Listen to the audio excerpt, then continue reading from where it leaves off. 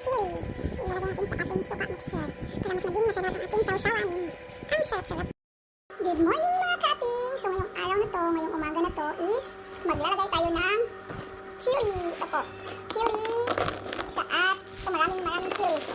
So yung ilalagay natin sa, ang dami sa ating suka mixture. Ito pong suka na to ay suka galing sa niyog. Lalagyan po natin ng maraming chili para maging masarap yung ating sauce, para mas masarap yung ating kain. At kakatapos ko lang po mag-chop-chop ng ating ampalaya. Ito pong ampalaya na to is nakuha po natin sa ating bakuran, doon sa ating garden. Ito free na po to. Ito pala talaga pag may itinanim ka, may anihin ka. Ito yung lulutuin ko mamaya para sa aking ulam. Lalagyan ko lang po ng itlog, magigisa lang ako ng bawang at sibuyas. Tapos lalagyan ng itlog, ang sarap-sarap na. Ito yung mga ka-ating, ito yung mga kagandahan pag nasa probinsya ka kasi makakakuha ka ng mga libreng ulam. Hindi gaya sa city na lahat ay binibili mo na. Malunggay, chili, ampalaya, lahat doon. Pero dito sa probinsya, pwede kang magtanim at pwede ka rin kahit wala kang tanim. Basta mayroong tanim ng kapitbahay mo, libre na yung gagamitin mo. Ganun lang. At ito na nga, maglalagay na tayo. Tingnan yung mga ka-ating kung gaano kasarap itong ating sausawan. Kasi mahilig ko talaga ako sa maanghang. Sa sausawan ko, maglalagay ako ng 6 hanggang 10 chili nito para mas masarap yung kain. Para mas maging masarap yung ulam dahil sa chili, dahil sa sausawan. At pag ganon, sisira yung diet natin. Ito, tamang lagay lang. Ang nilagay ko pala dito sa aking suka, hindi lang po chili. Nilagyan ko din ito ng ginger at bawang. At saka yung chili. Tapos, tatakpan ko yan. At pag na-fermented na po yan, kahit 3 hanggang 1 linggo, masarap na po yan gawin sausawan. Tapos, nire-refillan ko lang po yan ng suka. Ito, kailangan ko na refillan kasi hindi na po siya marami. Dapat marami kasi kahit yung mga kapatid ko po, hindi lang po ako. Yung mga kapatid ko, mahilig ko sila sa chili. At maganda din po ito sa mga matataas yung blood pressure, blood sugar at cholesterol dahil kaya po niyang tunawin. Pero sa mga mayroong almoranas, hindi po ito maaari sa kanila. Or mga mayroong mga ulcer or hypertension kasi nakakasama ito. Pero kung mataas yung blood pressure mo, maganda ito mag-take ka kahit isang ganito isang araw. Na-try ko na din po yun. Yung sa akin, nung umaga, minom ako ng 3 peraso nito. Tanghali, 3 peraso. Sa gabi, 3 peraso. After 3 days po, or pagka yung mga nakasira ko ng, minom ko ngayon, pagbukas, nag-CR ako, kanang siya kayo, parang, wala nang nangyari. Yung lumabas din sa, ganito pa rin, chili pa rin. Inom ko chili, paglabas, ganun pa rin sa chili pa din. Pero, continue pa rin ako ng pag-inom hanggang sa 3 araw, after 3 days yung pag-inom ko. Ang ng puwet ko, ang anghang. Kaya di-stop ko, natatakot ako. So, dapat pala kahit isang araw, maganda to. Pero ako, normal naman yung blood pressure ko at blood sugar ko at cholesterol ko. Kasi, hindi naman ako yung mainom ng kape na may sugar. Coffee lang talaga. Masasanay ka rin. Pero nung una, hindi talaga ako mainom ng coffee na may sugar. Walang sugar. Kasi, ang pait-pait. Parang hindi ko kayang lunukin yung pait ng coffee pag walang sugar. Pero, pinilit ko lang yung sarili ko. Dinisiplina ko lang yung sarili ko. Kalaunan, parang nasanay na ako. Pag nilalagyan ko na ng sugar, hindi na masarap. Mas masarap yung walang sugar. Nasanay na yung panlasa ko.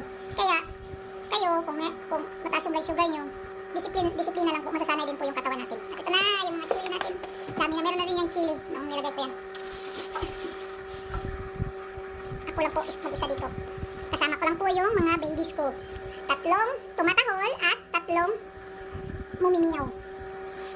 Yun yung mga babies ko po dito. Yung isa natutulog dito sa ilalim ng lamesa. Tignan niyo. Hi Nana! Good morning! Ito. Binabantayan talaga yung mama niya. Hindi talaga ako mananakaw. Kasi bantay sarado yung aking baby sa akin. Tapos ito ba? Nandito pala yung kapatid ko. Tulog.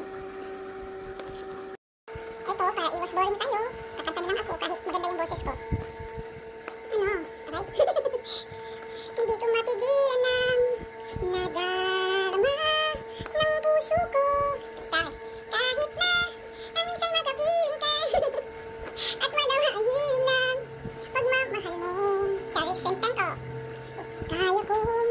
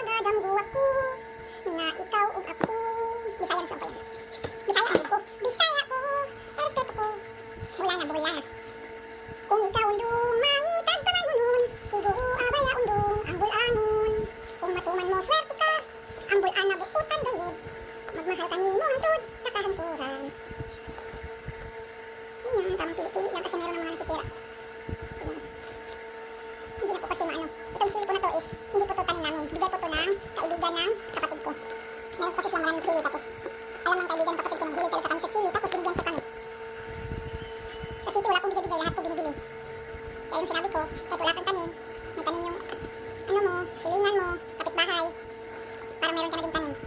Basta marunong ka lang humingi.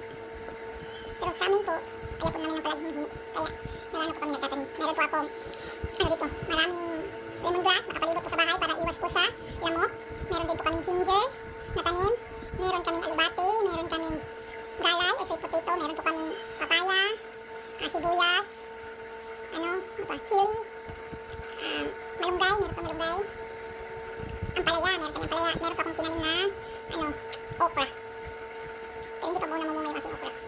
So po, pag namunga po yun, ililipin na naman po yung namin, gamit. Hindi na po kailangan bumili. At ito po yung ating mga napili na chili na mas okay pa. Yung one harvest natin, ito yung suka. Pag nilagay sa sauce, dito kami nag-re-refrain. Ang chili. Pag meron pa ulit chili, ilalagay ko ulit dyan para mas maging masarap. Tapos, nalagyan ko ulit ito ng suka para mas maging marami. Ang sarap-sarap ng kain to.